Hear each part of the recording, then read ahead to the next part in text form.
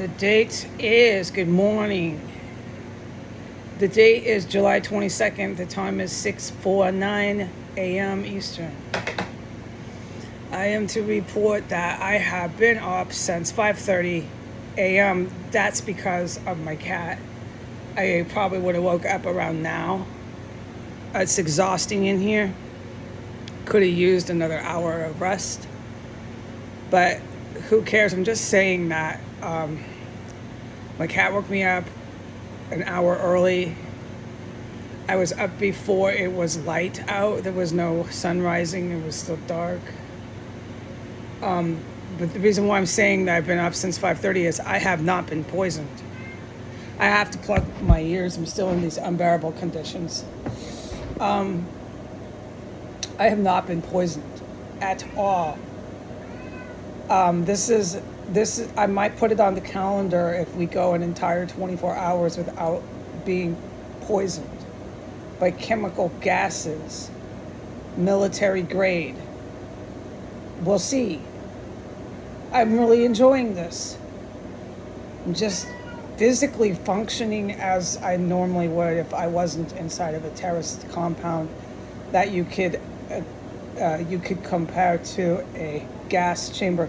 Now my ears are plugged. I'm in unbearable, horrible conditions. I'm not allowed whatsoever. It's commandments, forbidden in all caps, to talk about this terror cell. That's anything I'm witnessing anywhere, okay? I've made it clear what I mean by that. My ears are plugged. I am really unhappy here. Because of traumatic events, I have very limited words that I can recall with my memory, so I'm going to do my best to describe what I am allowed to say I witnessed. The events I have been witnessing and incidents in here and outside of this compound are historic, but they are so serious. I do understand rationally. I understand why I am not allowed to talk about it on YouTube. There's many events and incidences like that I understand I have to wait before I put it on the internet. It's totally understood. Okay, now that that has been made clear, what I am allowed to talk about is the chemical gases were so out of control yesterday. I did not stop racing to the bathroom, buckling over in pain, feeling like I wanted to barf, like I had seasickness, like I had the flu, all these things I have described. I have not, sorry, I drew a black there. Those chemical gases were not stopped. They did not stop pumping them in 1509 S Street Northwest. They did not stop pumping chemical gases that made me sick and raced to go pee-poo, diarrhea. I went diarrhea, racing, back and forth. Probably about 13, 12 times. Just in 24 hours, not even 24 hours, they finally stopped, which is what I'm allowed to report, is these two things. They finally stopped around, it was dark, it was like 8:39, finally fucking stopped. And that was when it got dark, this is what I'm allowed to report, that the good guys, the U.S. Navy SEAL good guys, because remember 40% of the military is cooping with Biden and Trump and the U.S. politicians. It's the same as in Russia. They have a group of military in Russia that are hooked up and working with the United States. I have made that clear. I want to repeat that. That is what's happening. That is why Russia came here to help me and save my life and works with the U.S. Navy SEALs. I just want to repeat that. All right, so the good guys who are these people I am telling you about, along with Israeli military. Okay, these are our allies. All right, so the good guys, whoever they were up there, I am not on the base. I do not send out these aircraft. I am not directing the war. I don't know. I'm witnessing it in here.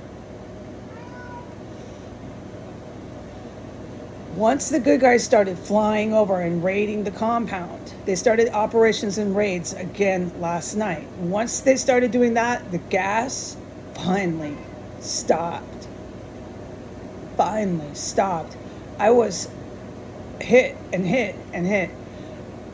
I was hit with chemical military grade gases like 24 times. You want to, with how I react to it, these gases they used yesterday, because there's different gases and my physical reaction does vary. It changes with the gases. With these gases they used yesterday, as I said, I went racing to the bathroom to pee-poo like 12, 13 times. You can double the contamination exposure. You can double it, because it doesn't always make me race. Half the time when they're bursting it, I can resist it if they just stop. But it's when they go crazy and keep bursting and bursting and pumping these gases that I can't resist it and I have to race. So that shows you how out of control and determined they were to just keep blasting my room in this house with gas.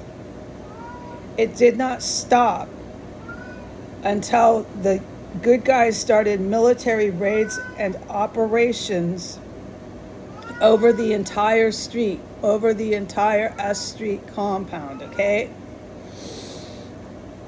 It did not stop. Once the guys came here, they stopped the gases.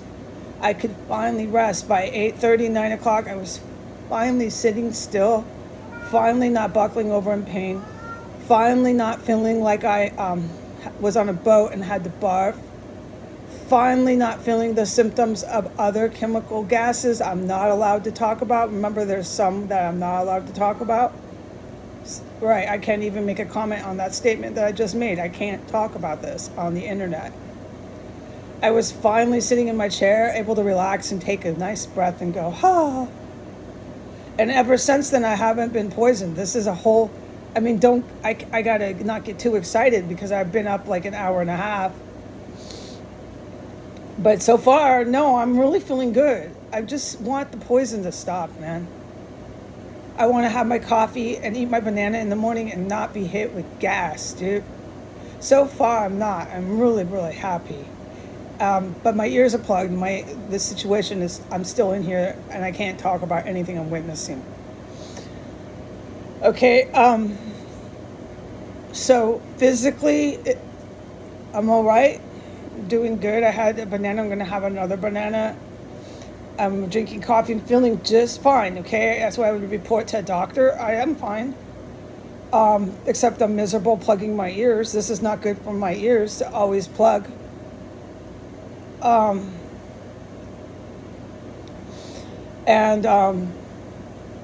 The raids is what I need to report. So the presence of the military good guys was here all day. They don't go away. These are little words I use to describe, but point is made. They do not fly away. They are here all day, all night. They are you see and hear and know they are here. Wow is what you say, wow. And then you say, thank God. That is what I said all day and what I said the day before, blah, blah, blah, blah, blah, blah, blah, okay? I'm in here and I say, wow. And I'm stunned and I'm amazed that I'm witnessing it.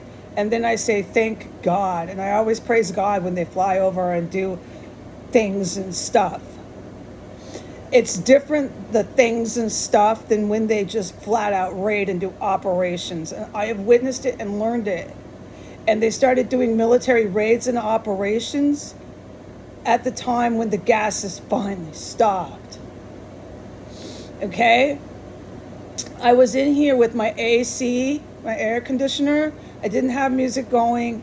I was surfing the web, so I was just reading something on the internet. I was fully aware when they came, so I believe I was. I mean, this is me in here. This is what my perception of the witness testimony is I believe I was on the internet. I believe I witnessed them arrive, and but I have the AC going, and I'm in here. I know that, but this is my testimony to what the raid was. And so when I was aware they were here, they were snapping their blades like feet, 2-3 feet. You know, I thought they were landing. I was hoping they were raiding. Well, they were. They do. That is a raid. It's an operation military. And they were snapping their blades and circling and hovering, and oh wow, it was neat. It was really, really neat. It was really amazing. And then they fly up and down and circle, and there's like at least 3, who knows how many. And then there's a big strobe light from helicopter, big strobe light. It's so amazing. Wow is what you say, and you praise God. You praise God. I do. And there was so much going on in here, but I can't talk about it on the internet. So I was really praising God. God is great. And so there was a really big military raiding operation, and it lasted a while again. It lasted a while. I was so grateful to God. Yeah, it lasted a while. I want to also say that Talia is not abused. I feed her in her cage. I'll explain all this another time. It's very humane, but this is how good of a cat mom I am. She's really spoiled now, and she knows I'll never hurt her. She knows how much I love her. She knows that.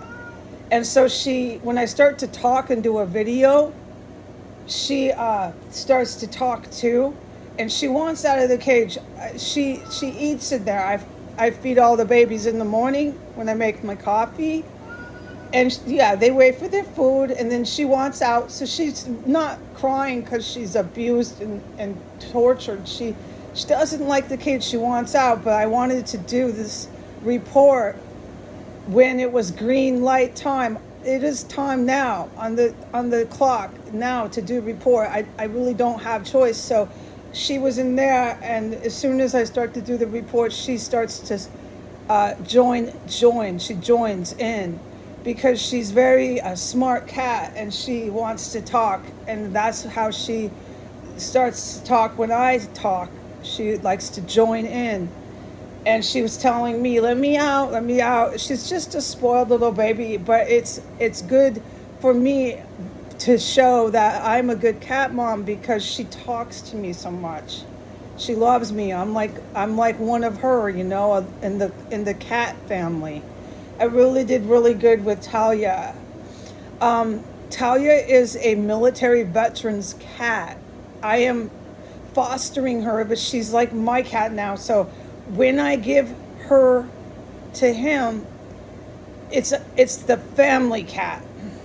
That's how it'll be, because she's forever my baby, but she's his cat, and I can't stand in the way of that and say, no, she's my cat. And I cannot act like a child over this, because that would be childish behavior, because I like her and love her, to not give her to her